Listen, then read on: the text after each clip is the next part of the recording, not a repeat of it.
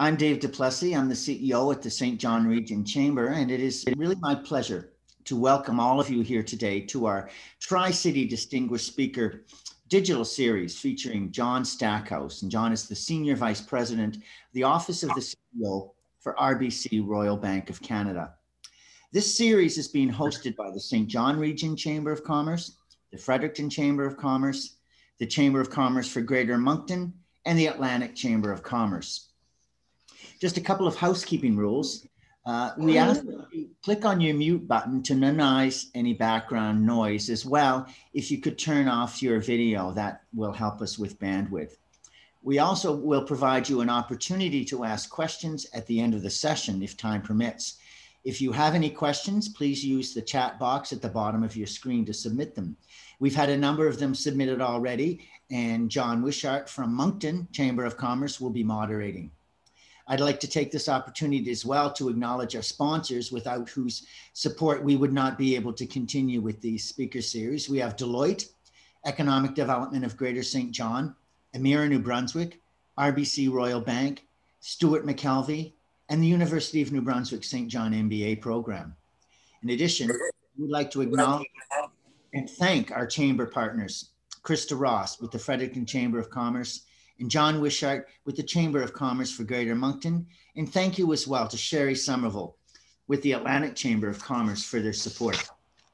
We are fortunate in Southwestern New Brunswick that we have a very strong Chamber of Commerce movement. This is evident by the number of initiatives that we've worked on together and the number of advocacy initiatives as well for our members, such as the recent Provincial Leadership Election Series and numerous advocacy initiatives. So without further ado, I'm going to turn this over to Kellie Sauriol, the Regional Vice President, Business Financial Services, Atlantic Canada with RBC, to say a few words of welcome and to introduce our guest speaker, John Stackhouse. Over to you, Kellie. Wonderful. Thank you, David, and good morning, ladies and gentlemen. Bonjour tout le monde. Can you hear me okay, David? Yes, we can hear you fine. Thank you. Perfect. Well, I'd like to thank each and every one of you for joining us, and I am absolutely thrilled to see such a great turnout for our event. As David noted, my name is Kellie Sauriol, and I have the honor and privilege of leading RBC's Business Financial Service team across Atlantic Canada. My team works closely with and on behalf of small, medium, and large-sized business clients to provide outstanding financial advice and service tailored to the specialized needs of their business. So I'd like to begin by saying happy Small Business Week to all of you. Despite the hardships this year has brought, we are taking time this week to celebrate the important role small business plays in our local and national economy, something you will no doubt hear reinforced today. I'd also like to thank the Tri-City Chambers teams, Moncton, Fredericton, and St. John, plus the Atlantic Chamber for agreeing to be joint hosts of this event. There's always such a strong sense of cooperation and partnership in New Brunswick. That said, I do think it speaks to the times we're in that we're able to come together so quickly to put this on. And that's because collectively we are driven by a common purpose, which is to help Atlantic Canadian business weather these difficult times in order to position ourselves for the future. To that extent, your local chambers have been doing simply outstanding work on behalf of their members, and for that, we're all extremely grateful. They've also been a great partner with our RBC on Canada United, a national movement to support local businesses in our communities. In August, Canadians were encouraged to join the movement by sharing their love for local on social media. $2 million was generated for the Canada United Small Business Relief Fund.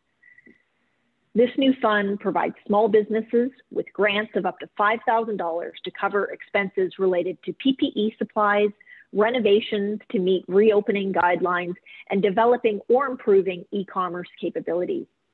And I'm so excited that just yesterday, the federal government announced an additional $12 million to Canada United in support of small business, which is simply outstanding. So here's my important bulletin. We are still accepting Canada United grant applications. And if you think your business will qualify, please visit gocanadaunited.ca for all the details. We really want to make sure that all of those grants get into the hands of local businesses right here in Atlantic Canada. But I'm also here today because I have the distinct pleasure to introduce our guest speaker, RBC's John Stackhouse, Senior Vice President in the Office of the CEO. A former editor-in-chief and report on business editor at the Globe and Mail, today John leads RBC's thought leadership team and is responsible for advising our executive leadership on emerging trends in Canada's economy. His work focuses on technological change and innovation and examines how to successfully navigate the new economy so that more people can thrive in this age of disruption. Truly, I cannot think of a more appropriate or important time in our history for John to be doing the work that he's doing. And when it comes to small business, with so much change happening at such an accelerated pace, having deep insights and accurate information to help you navigate these times is absolutely invaluable. Because it's critical that businesses recover and thrive, our way of living depends on it. Today's session is called Small Business Big Pivot, because it's based on a report written by John and his team with the same title. There's a phrase in the report that really spoke to me, and it was, Canada's rebuild will depend on small businesses' rebound.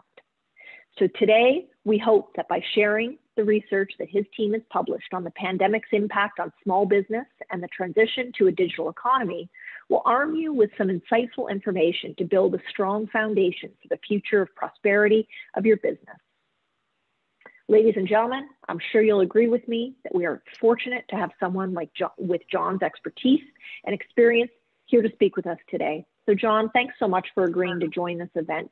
We have been excited about the opportunity to hear from you, and we know we'll gain lots of value from your presentation. So I will pass it over to you. Great, thank you so much, Kelly, and thank you as well, David, and your team for all you've done to make this event happen and for welcoming me to it.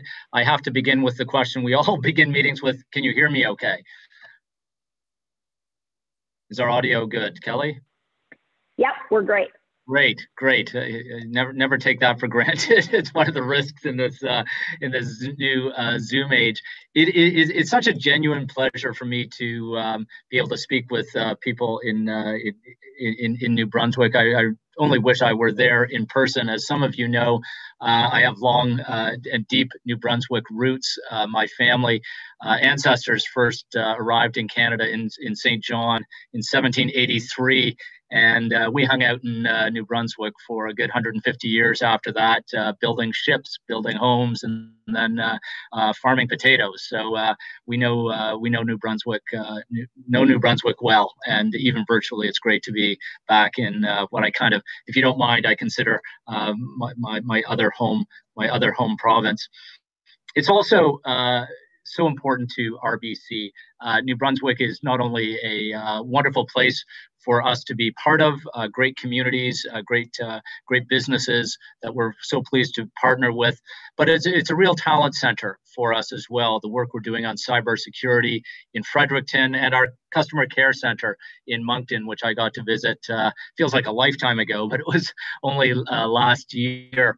Is a real success story for RBC, as well as I would suggest for New Brunswick, and I'm happy to tell those stories everywhere I go in Canada. So we're fellow travelers in the New Brunswick journey. Kelly mentioned the Canada United program, and I'd just like to underscore it. It has been a really terrific program for us and for the country.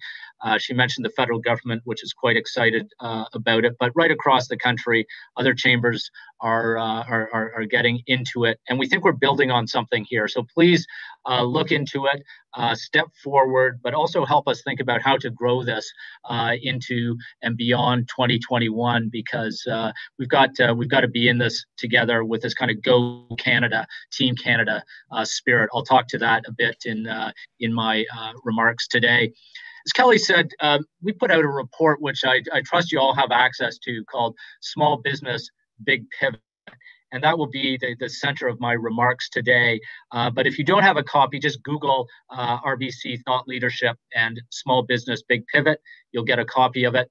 And I'll also refer to a report called Eight Ways That COVID is Transforming the Economy and Disrupting Every Business, which I think is really important to how we think about the opportunities coming out of this crisis.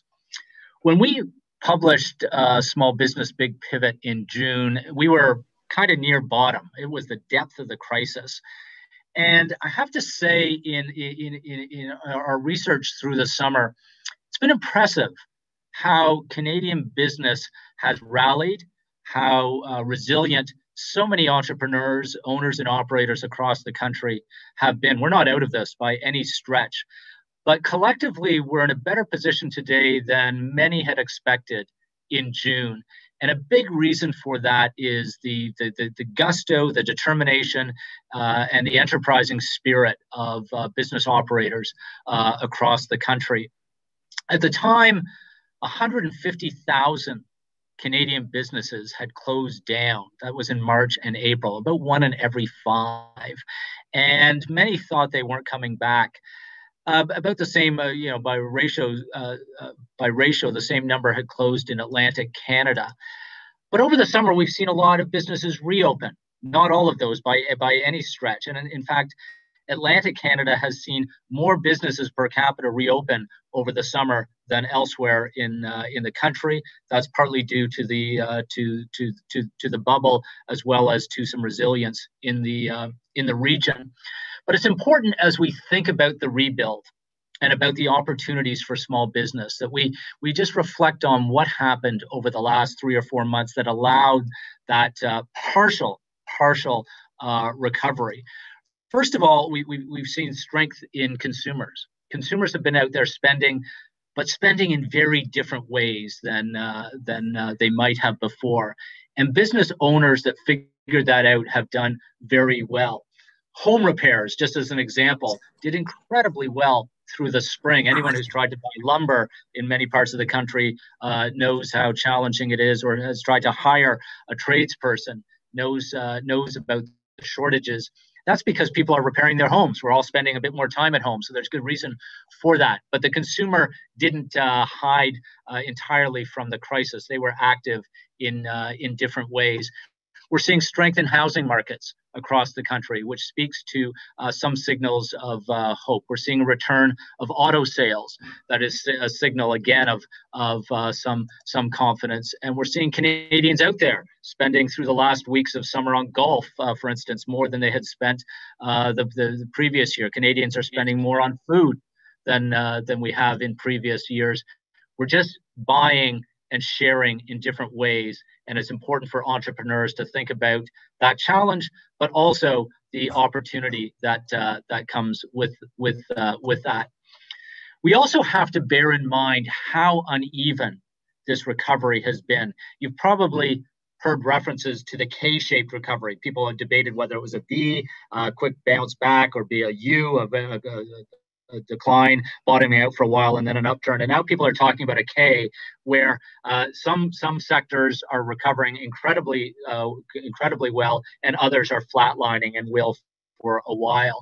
Yeah, we're seeing that in our analysis as well. When we look at our book of business across the country, we're impressed with how well entrepreneurs are doing in the face of extraordinary times, but many are under duress, and the sectors: accommodation, hospitality, non-essential retail, entertainment, arts and entertainment, all deeply challenged for obvious reasons, and that won't change anytime soon. Other sectors: technology, professional services, the food sector, doing very well. Real estate and construction, I mentioned, doing extremely well. Manufacturing showing some hopes. That's picking up across the economy.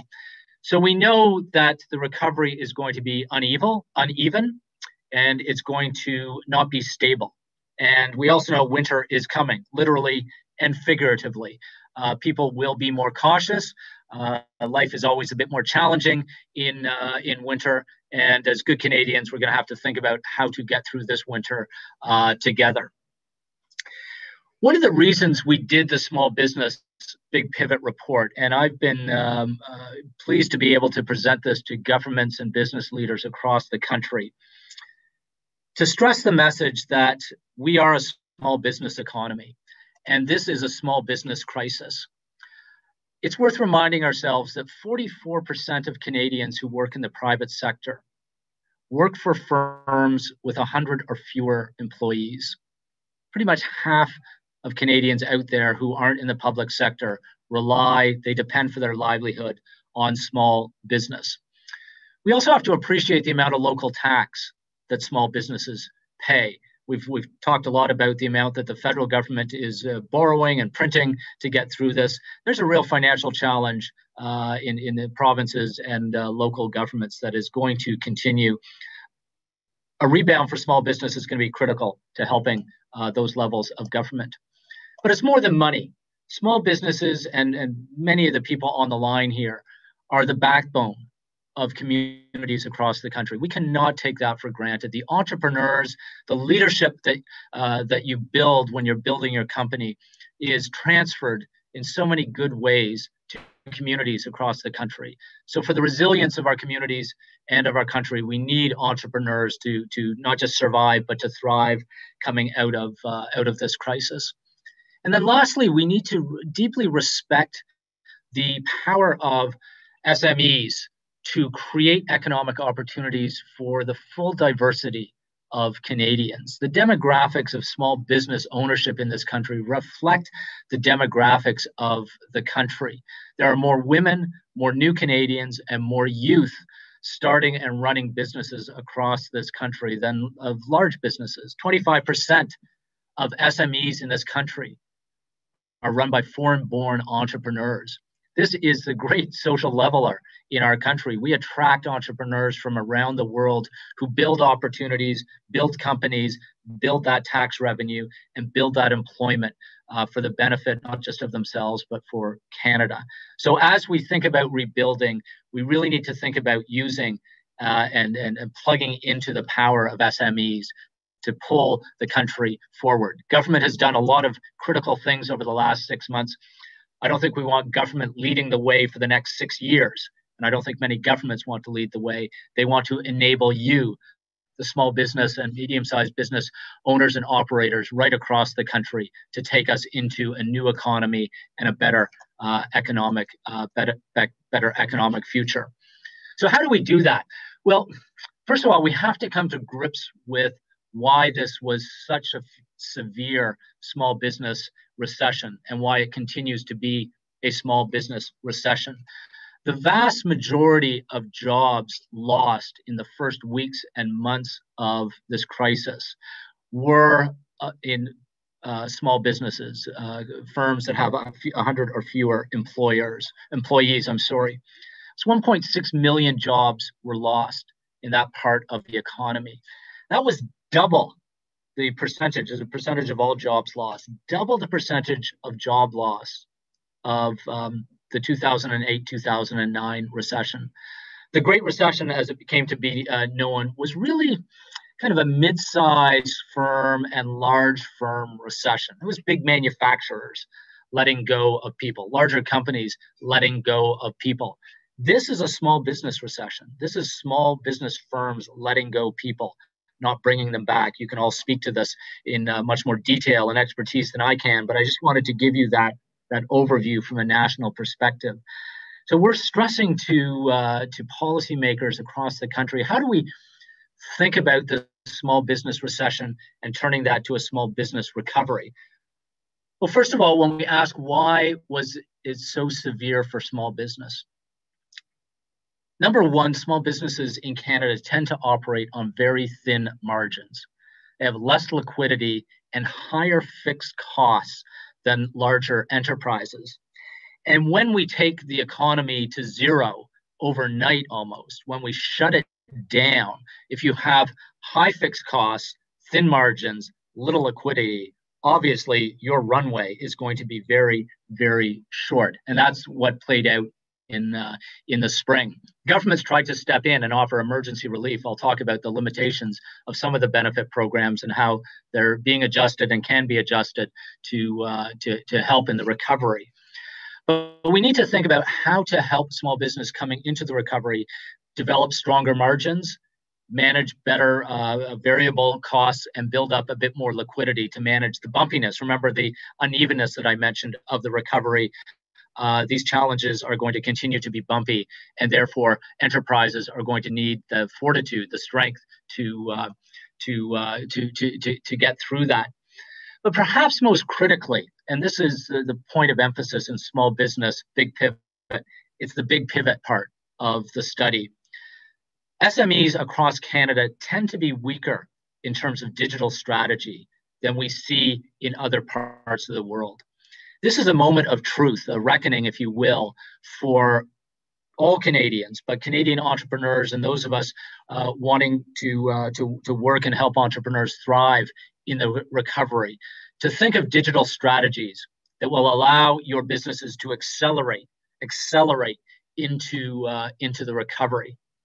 I'll talk a bit about what we can do to help with that. So as I said, we're going to have an uneven recovery. It may be K-shaped. Lots of opportunities ahead. A bit of bumpiness, but we actually have confidence looking into 2021 and beyond of economic growth. There is liquidity out there across the economy. There's a determination of central banks to ensure the economy stays afloat. There will continue to be government stimulus, particularly in the United States, that is going to pull Canada along. And as we recover, there are going to be really good opportunities for all of us, but I hope for all of you listening. What I'd like to stress in the next part of my presentation is how it will be different, how the recovery is going to be different for businesses and for the economy generally than it was before the crisis, before the pandemic hit us. First and foremost is the digital transformation that is well underway. It was underway well ahead of the pandemic. But what we have seen, and this comes out in our report on the 8 ways that COVID is transforming the economy, we have seen a decade of digital disruption and transformation compressed into a number of months. So these trends are not sudden shifts. They're just an acceleration and a compression of forces. And there are all sorts of firms out there that I've been able to spend time with across the country that are taking advantage of this, that are growing, that are developing new models, and are positioned to really accelerate into the recovery. Unfortunately, before the crisis, and these are StatsCan numbers, half of Canadian SMEs didn't even have a dynamic website. Only 10% of Canadian SMEs before the crisis were able to process online payments. So when we think about the crisis, about that sudden turning off of the lights, a lot of Canadian entrepreneurs were caught in the dark. They just were not able to function well in a digital economy. We've had time to pivot, but that time is not forever. So all of us need to be thinking about how the future is going to be different and how our business models need to be different.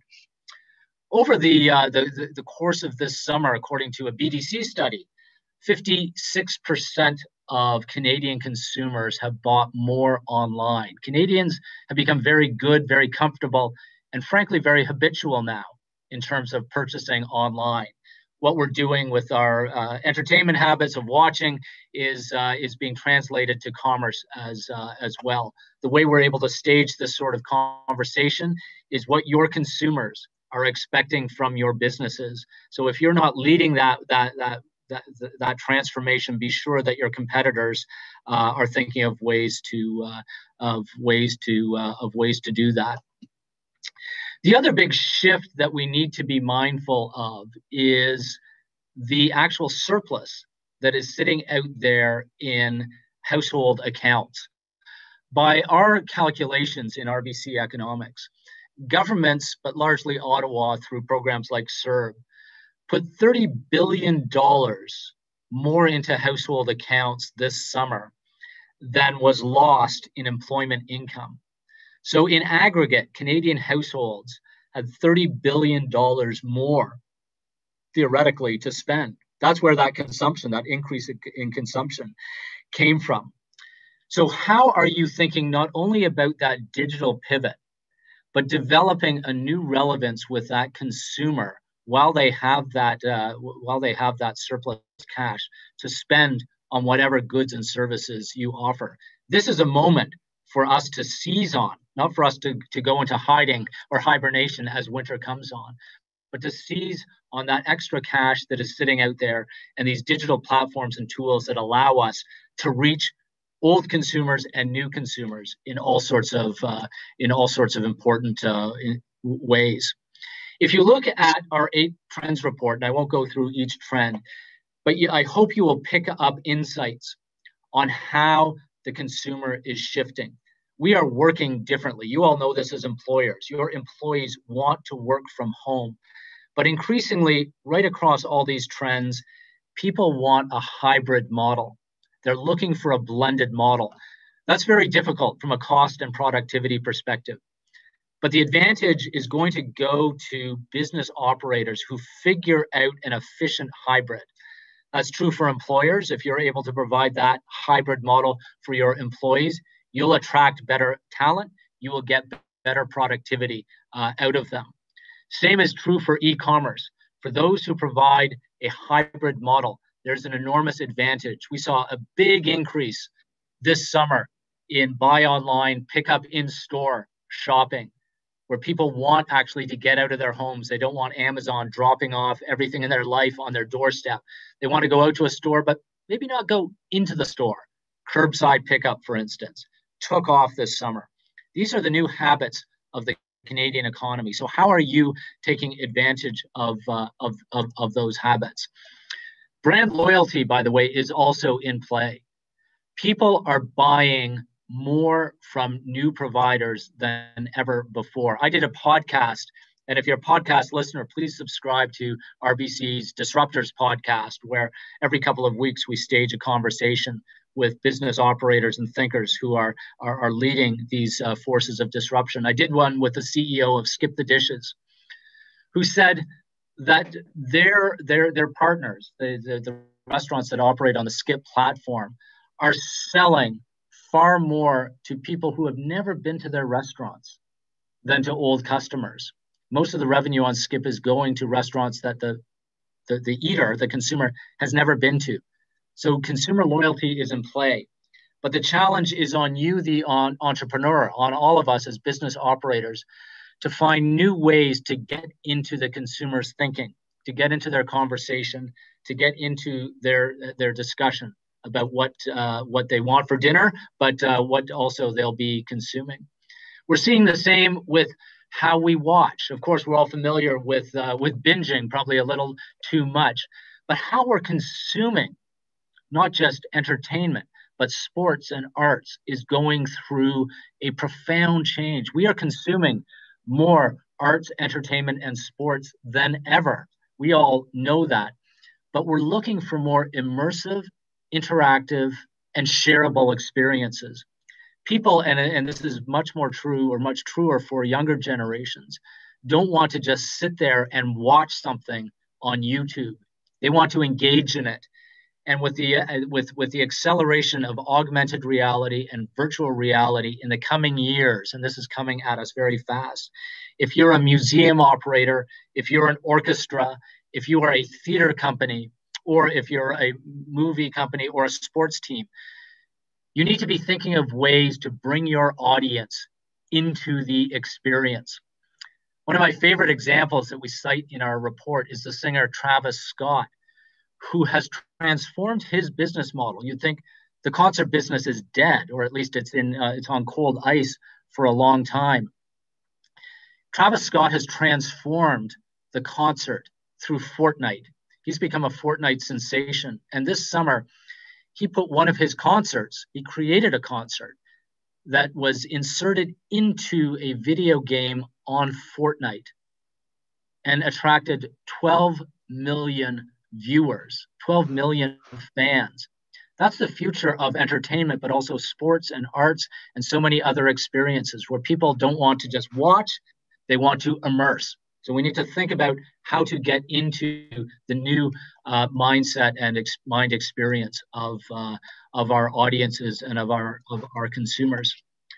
How we share is going through incredible transformations. Everything that I'm talking about, from how we're working, how we're talking here, how we're watching, how we're buying, all comes down to data. And we're in the midst of an explosion of data creation and consumption. In the first 3 months of this year, global internet traffic went up 40%. I think we can all speak to why that was. We all contributed to that. We are all in our businesses relying on digital platforms, on the internet, on data more than ever. That means that each of you should be putting data strategy at the top of your list of business priorities. If you don't have a clear, coherent, and confident data and digital strategy going into 2021, you're not going to be able to take advantage of all these revolutions that are going on out there. And you're also going to be more susceptible to the risks out there, because with all this data, with all this internet use, with all this zooming, is an equal explosion in cyber attacks, in hacking, in fraud. We see that as a bank. We were seeing it like never before, and we're building more and better defenses. But all of you are going to be up against that as well. So how do you both play offense and defense in this new digital economy? That needs to be top of mind for any owner or operator of a private business, but a public organization as well. Other forces that are going through revolutions: how we heal, healthcare, and how we learn. The healthcare revolution is finally upon us. Many of us have been talking about how inefficient and unsustainable healthcare is. It's just eating our public budgets alive. We have a moment here to use technology, but also use this new distributed approach to society where people want to do things, whether it's working or shopping, from anywhere, anytime, on their terms. The same can be true for healthcare if we adapt and adopt technology effectively and lead the revolution. So enormous opportunities for health tech. Similarly, if you look at our 8 Trends report, enormous opportunities for education technology, where learning is just in the early days of a profound revolution, where we're still going to have classrooms. We're still going to have schools, colleges, and universities. There is a place for them. But back to the point I made earlier about the need for a hybrid future. Educators are going to have to build robust, resilient models that allow learners to be in a classroom and also away from the classroom, learning simultaneously and learning in a new data-driven, personalized way. And organizations, be they healthcare organizations or education organizations, that are not taking advantage of this revolution, a decade-long revolution that's been compressed into a year, are going to be left behind by others who do. So when it comes to small business, what do we need to think about? And I'll just wrap up with some thoughts and throw it open to questions about that. I'm sorry, I skipped point number 8, trend number 8, which is important to what we need to do, and that's how we trade. The world of trade is rougher and tougher now, and it's not going to get easier in the coming years. But that doesn't mean there won't be more trade. Many people thought global trade was dead in the spring. It's come back reasonably well through the summer. The opportunity for Canada, though, is to use these digital platforms for a new era of digital services-driven trade. So how do you use this moment to think about your addressable market as not a country of 40 million people, but a world of 8 billion people? How do you think about business models and markets differently? A few examples out there of companies we profiled in our report that are seizing on these new models. One is an ice cream shop in Winnipeg, Chambe Ice Cream, which had to shut down literally when the pandemic hit. And the owners thought, how do we keep going? And someone came up with the idea, it seemed like a crazy idea at the time, of ice cream subscriptions. And they reached out through digital channels to Winnipeg to sell subscriptions for ice cream so that you could order your ice cream just like you order your Netflix and binge on it anytime, anywhere. Their revenue went up. They were able to maintain their employment while keeping their doors closed. More ambitiously, to the point about addressable markets, there's a fashion company here in Toronto named Knixwear that makes odd sizes for female apparel, undergarments largely. And they have an annual warehouse event, which of course this spring they couldn't have. They decided to create an online sales event instead, thinking that their Toronto customers would come online. And they quickly found it went viral across North America. And they were selling their products right through the United States and set a record for sales. They'll never go back. They now realize their market is not Toronto, it's North America and probably beyond North America, which was what another entrepreneur in Vernon, BC discovered. She runs a fitness studio, another business that obviously had to shut down with the pandemic. And rather than just shut the door and go on relief, the entrepreneur decided to create a virtual model. She hired a film team and created that kind of interactive experience that I discussed and started to sell her services globally. And now she has a global market for her Zumba classes. So small examples of big ways that we can pivot as an economy. But we need more than just entrepreneurial chutzpah. This doesn't happen on its own. So let me lay out a few things that we're pushing government and organizations across the country to think about. Number one is government programs. As I mentioned earlier, we've been lucky in this country to have government programs, relief programs that largely kept us going. They were frustrating. Some of them didn't work as outlined, but in aggregate, they kept us going. They worked much better on the household side than on the business side. We've been speaking to federal and provincial governments very actively about how to focus more on business. We don't want to call it relief. It's business investment programs going into the winter that allow entrepreneurs like the people on this call to really accelerate and to prepare to accelerate into the recovery that will happen in 2021. That means helping you get your employees back to work, but helping you manage your fixed costs better, like rent, helping you with procurement, because procurement is going to be critical to that acceleration. Public sector procurement, governments, but also from different parts of the economy, and helping you grow your markets. Which takes me to point number two. We have good trade services in this country. New Brunswick has some terrific programs, but how do we really scale those for a global digital market to ensure that the entrepreneurs of New Brunswick are selling your goods and services in 2021 and beyond to that addressable market of 8 billion people? How do we help you prepare for that? That's where those assistance programs should be going as investments. This isn't about relief. It is really about kind of helping you prepare for the next stage of a very dynamic, stronger global economy. Number three, how do we get Canadian consumers re-engaging with you, especially in digital channels? This is why we did Canada United, and we're looking for ways to scale this into 2021.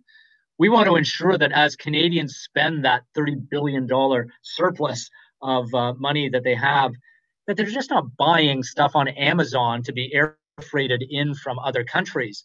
I mean, that's fine for the consumer, but doesn't do a lot for the Canadian economy.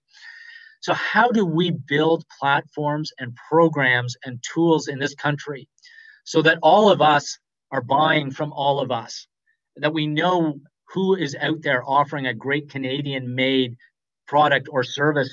Maybe it's from New Brunswick, for me sitting here in Toronto, or for someone up in Whitehorse. and that we can get your goods to those Canadians as we're buying. I got nothing against Amazon. We want to ensure that a greater share of that surplus money is going to Canadian creators and producers. Well, one of the ways we could do that, we need to build those platforms as we're trying to do, and help you build the tools and skills that you need to do it. But we also need to incent consumers, and we've recommended various tax holidays over the next year to get consumers buying locally, to spending locally. We need that from a procurement point of view, but we also need it from a consumer point of view. So building the data and digital infrastructure, as I mentioned, is going to be critical. But technology on its own is useless if you don't have the skills to go with it.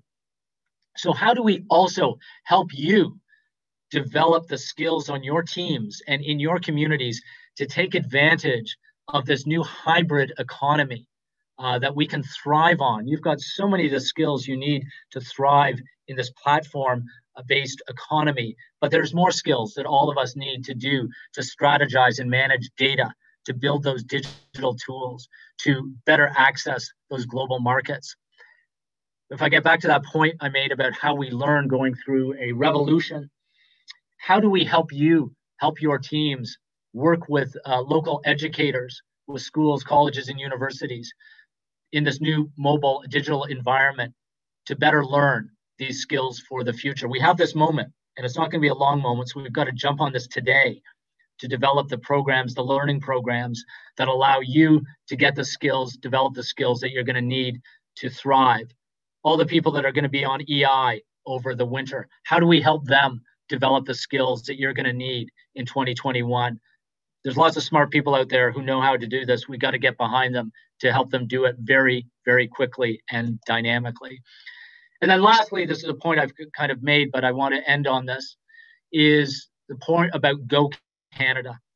How do we start to build on the momentum that we saw this summer about Canadians being in this together? It was great to see governments of all partisan stripes, businesses and nonprofits really come together, communities work together to get through this extraordinarily difficult time, but to do it with that Go Canada spirit. How do we do that with SMEs at the forefront, not being pulled along, but saying entrepreneurs are the backbone of our economy. They are going to be the power behind the recovery. How do we get them out in front going into 2021, leading us into this new hybrid model, but this platform-driven model of an economy that we're all familiar with because we're all participants in it. But as a country, we need to be leaders in, not laggards, if we're going to not just survive into the 2020s, but really thrive in the 2020s.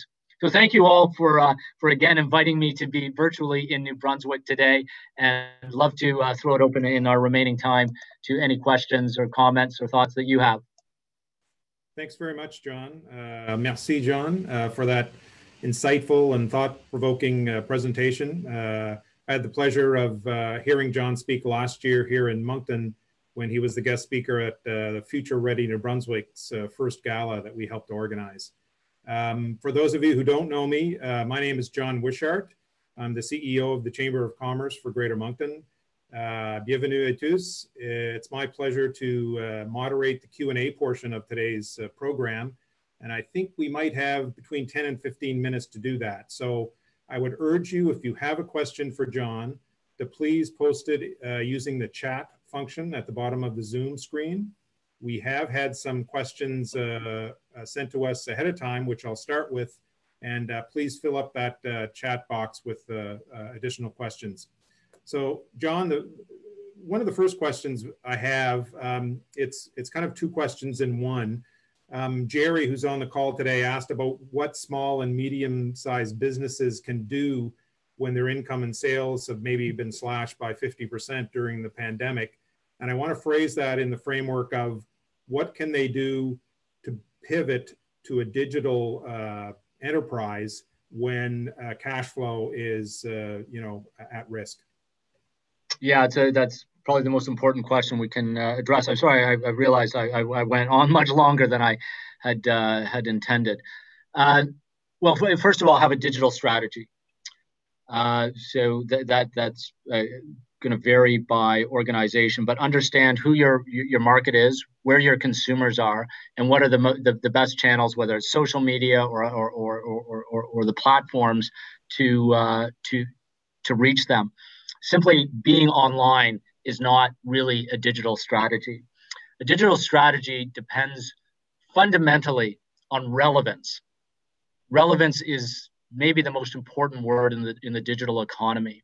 How do consumers relate to you when they're never going to see you or be with you in person? So you have to be part of their conversations on social media, for instance, helping them think about you, whatever you're providing, as it relates to them. And then when it comes time for them to buy, the conversation moves very, very, very quickly. So when you develop a digital strategy, start first with a question of relevance. What is our relevance to consumers? Who are those consumers? What's our relevance to them?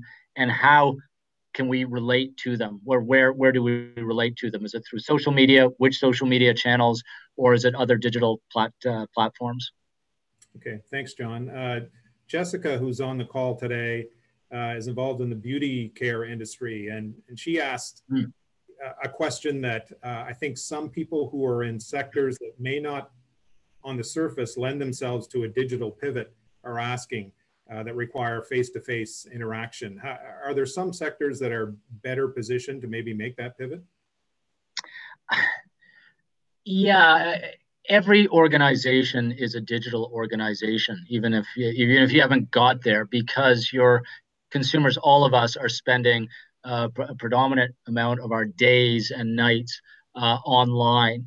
So if you're, to that example, there's clearly a physical interaction that is needed. But how do you think of the hybrid model? I'll give you an example. This summer in lockdown, I started to get haircuts from a mobile barber who had a van equipped out with a barber chair. You book an appointment online, and they come to your doorstep, hop in the van. They had scrubbed it, did a haircut, did it. I mean, you'd be the judge whether it was a good haircut or not. But that to me is an interesting digital strategy, because I would never have known about them if they didn't get into my conversations and my thinking on my digital channels. I have no idea where they're based. The fact is they came to me.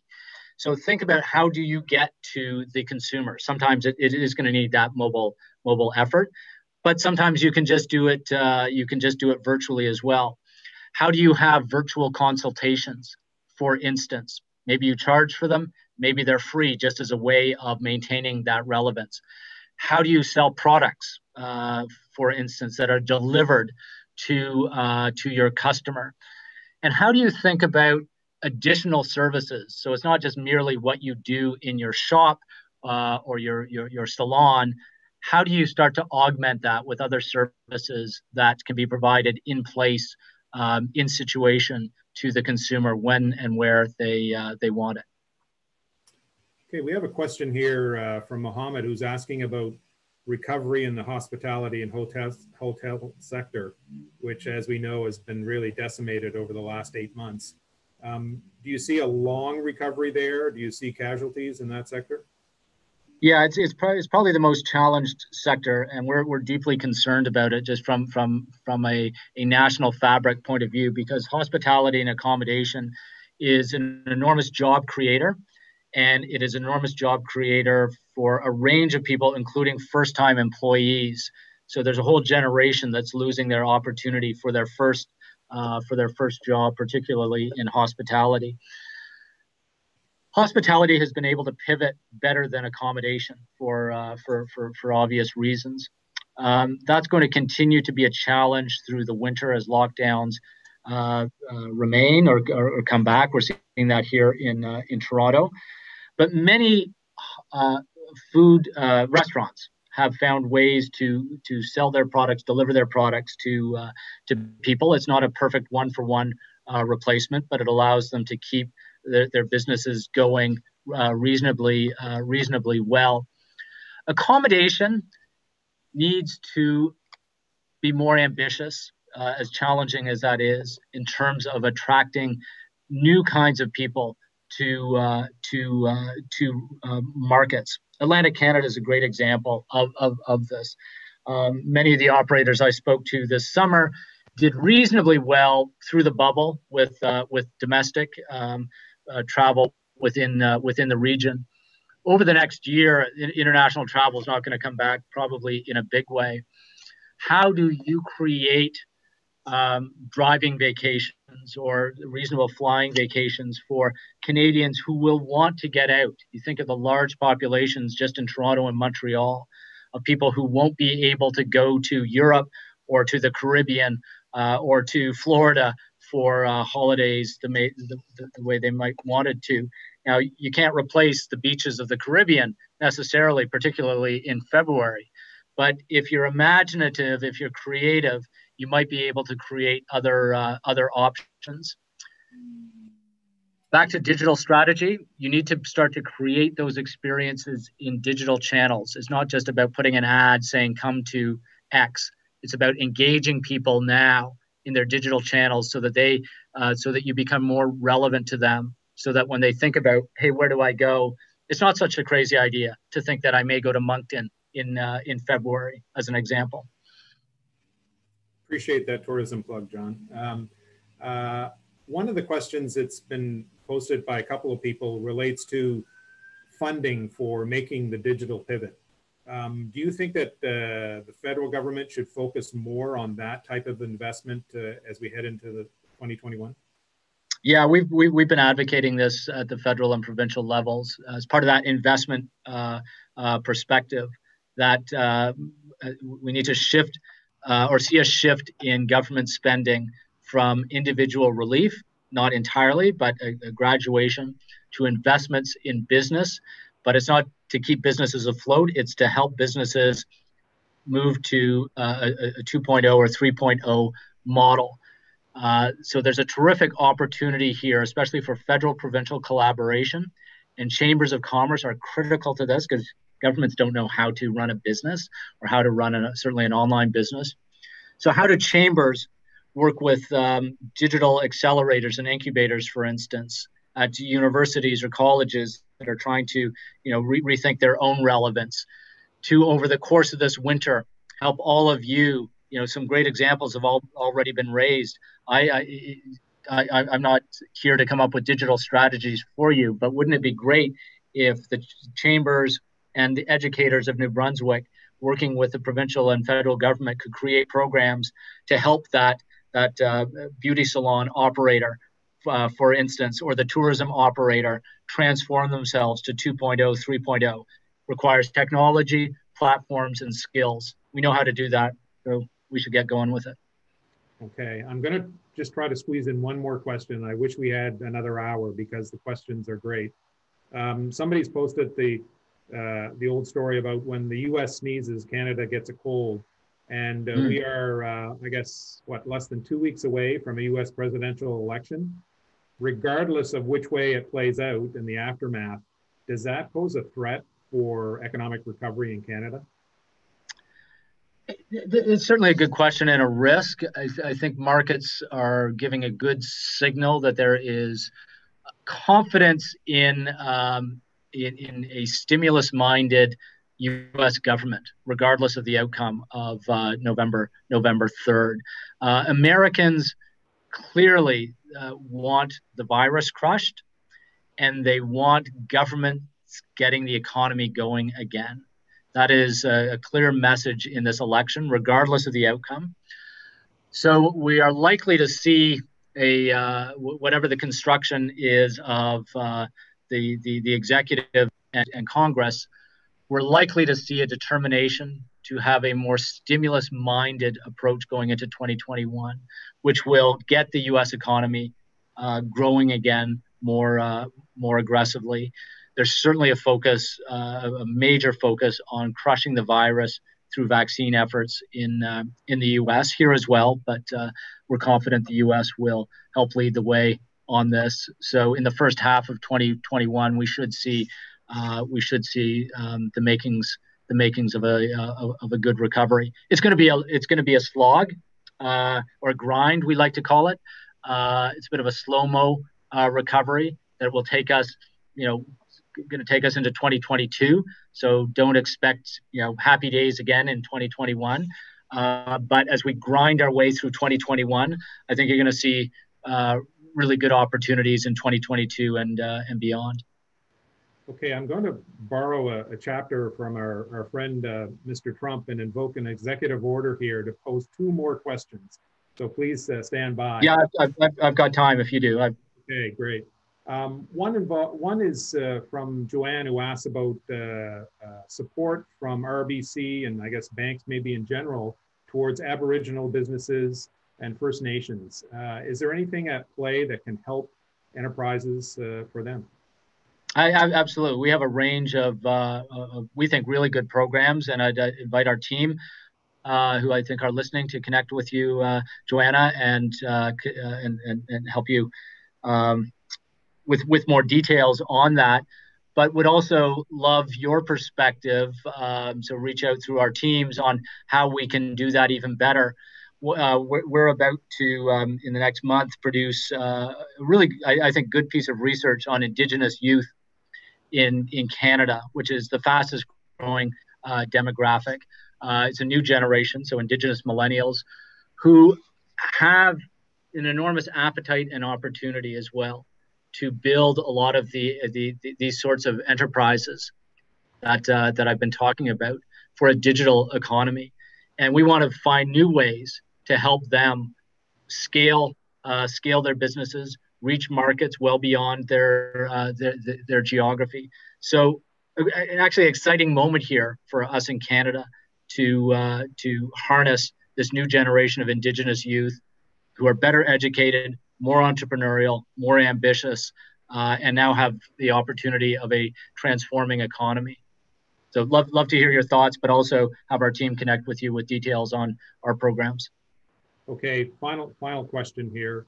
It says, "Hi, John. I'm a future student at UNBSJ, dreaming of making it big in Canada, using my project management skills in healthcare.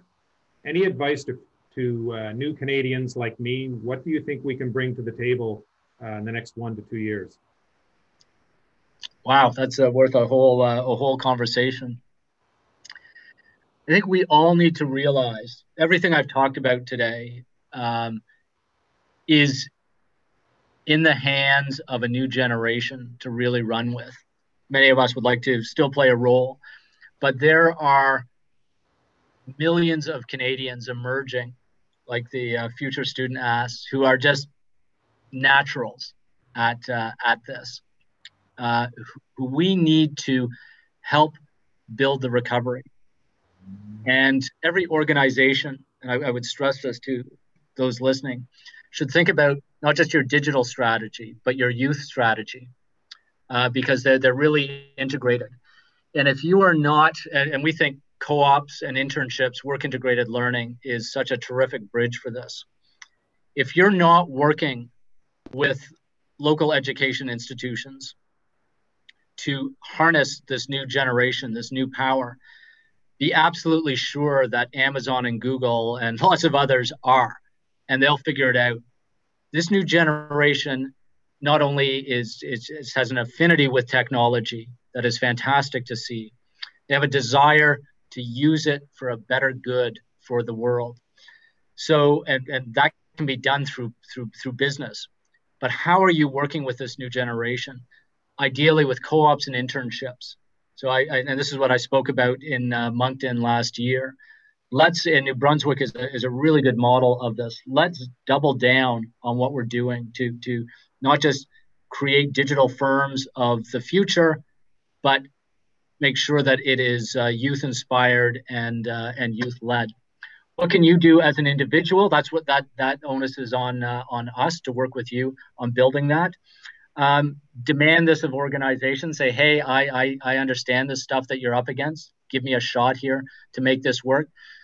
But if I can stress one other thing, it is to get out of your comfort zone, which is hard in a pandemic because it's hard to get around geographically. But the country and the world will open up again. And I've just published a book, if I can give a quick plug for it. It's called Planet Canada. And it focuses on the 2 to 3 million Canadians living, working, and studying outside of Canada, who are shaping the world, shaping our future. And as a country, we need to seize on them and help them help us, lead us more ambitiously in the world. So whatever you're doing, whatever choices you're making, think about, how do I get to other parts of Canada to broaden my experience? But how do I get to other parts of the world to spend time studying, living, working in a place where maybe I'm not comfortable, actually, and that will make you a stronger thinker, stronger citizen, but a way better organizational leader, whatever you're doing in the decades ahead. And Canada, Planet Canada, is going to reap an associated benefit from that. Thanks very much, John. I wish we had enough time for all the great questions that were posed, and perhaps that provides us some leverage in getting you back before this audience, maybe in 2021. So at this point in time, I'd like to turn things over to my friend and colleague, Krista Ross, the CEO of the Fredericton Chamber of Commerce, for some closing remarks. Krista? Thank you, John. And I'd like to say a big thank you to John Stackhouse and to RBC for this excellent presentation on transitioning to a digital economy and predictions towards economic recovery. I wrote so many notes that I'm going to have to think about this for a long time to determine the next steps. But a couple of things I wanted to mention: relevant digital and data strategies and youth strategies should top the list of actions that businesses are taking, and the reinforcement that entrepreneurs are the backbone of the economy and that they'll power the recovery. So, you know, during Small Business Week, it is great to celebrate the entrepreneurs that we have in our membership. And we're pleased to have hosted this event today with the Chamber of Commerce for Greater Moncton, with the Chamber St. John region, and of course, with the support of the Atlantic Chamber as well. We had more than 300 of our members registered to attend today. And I think that speaks volumes about how much people want to learn about what comes next and how they can engage in that digital economy. We are working closely with our members during Small Business Week and every week to support their economic recovery. We advocate to all 3 levels of government for policies and programs to support them and to help the economy recover. And as mentioned earlier too, we would encourage all of our members from the chambers to apply for a Canada United grant if you haven't done so already. We were delighted to find out just yesterday that that's reopened for applications, and that's excellent news for our members. Going forward, we pledge to continue to provide events, both virtual and otherwise, when we can, to our members. And I do want to share with you that on December 10th, our 3 chambers are hosting another event together, and that'll be with the Bank of Canada to coincide with the release of the bank's monetary policy update and their forecast for 2021. Registration is going to open within the next 2 weeks for that event, so watch for that. And again, a huge thank you, John, to you and your team at RBC, Royal Bank of Canada, for this excellent presentation today, which was recorded and we will be sharing for those that couldn't participate today. And our thanks to Chambers from Moncton, St. John, and the Atlantic, and to our members for attending. So thanks, everyone, and happy Small Business Week. Great. Thank you. Stay well, stay safe.